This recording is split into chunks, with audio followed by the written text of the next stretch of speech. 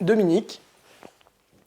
J'ai 39 ans et voici ma fille Alena, pour qui on a souhaité concevoir ce cube.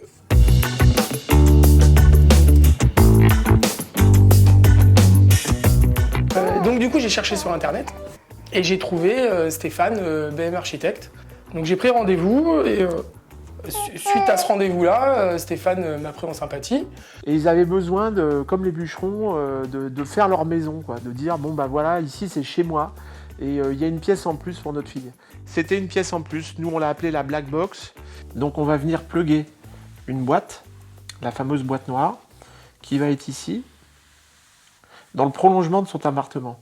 La question c'est de savoir comment depuis la rue on va venir amener cette boîte ici dans son jardin.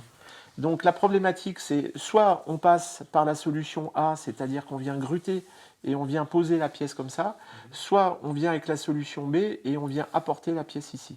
Alors l'intérieur de la boîte elle répond à une double fonction, à une fonction bureau et une fonction chambre. On a ici le bureau, on a ici la chambre et toujours avec un jardin ici, la continuité du dedans vers le dehors, de façon à récupérer toute la lumière et la vue vers le jardin. Agrandir virtuellement cette pièce. Il fallait trouver une entreprise qui était capable de mettre en œuvre ce projet. On en a quand même trouvé deux, identifié deux, qui ont chacune d'entre elles émis une hypothèse sur l'accès par le jardin. Et ces entreprises finalement ont chiffré un projet qui était bien au-delà en termes de coûts des estimations que nous avions faites avec Dominique. Donc du coup Stéphane m'invite à trouver d'autres entreprises aussi, éventuellement, je veux dire pas loin de chez moi, parce que forcément plus l'entreprise est proche de la maison, plus on peut faire baisser les coûts, quoi. On a considéré à ce moment-là, avec l'accord d'ailleurs de Dominique, que le projet était mort-né et qu'il fallait passer à autre chose.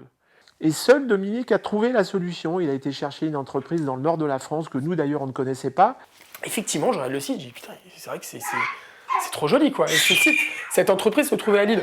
De sa part, il n'a pas renoncé. En fait, il continuait de chercher sans nous. Magnifique, ça y est, le projet, je l'avais en face de moi, je l'avais sur l'ordinateur.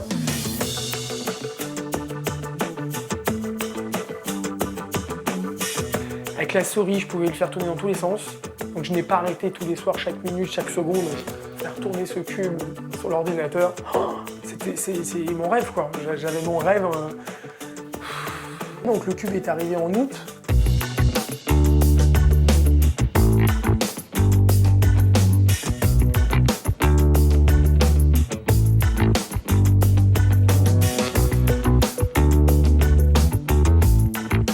Et là, je me dis, bon, il faut que j'appelle Stéphane. Il faut que j'appelle Stéphane quand même pour lui raconter, quoi. Et un jour, je vois sur le compte Instagram de Dominique une photo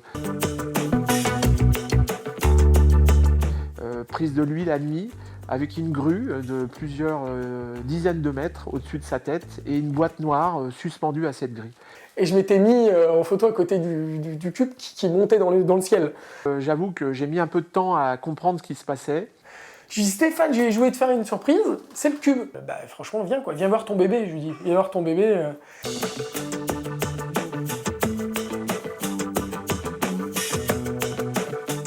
On avait quitté ce projet en plan et on a repris connaissance avec ce projet en réalité, puisque ce projet a été terminé quand on est arrivé chez Dominique. Que les rares chantiers qu'on ne fait pas, souvent il y a des décalages qui peuvent parfois être mortels pour un projet. Et là, le projet a gardé toute sa cohérence du début jusqu'à la fin. Le projet s'est terminé 15 jours avant la naissance d'Alena. Et de savoir que les gens sont heureux comme ils le sont aujourd'hui avec cette petite famille de 3 personnes-là, je dis bah finalement on a bien fait notre boulot, même si c'est un boulot qui a été, je dirais, interrompu pendant un certain nombre de mois. Merci Bernard Chapin. Merci beaucoup. Qu'est-ce qu'on est heureux ici. Ah,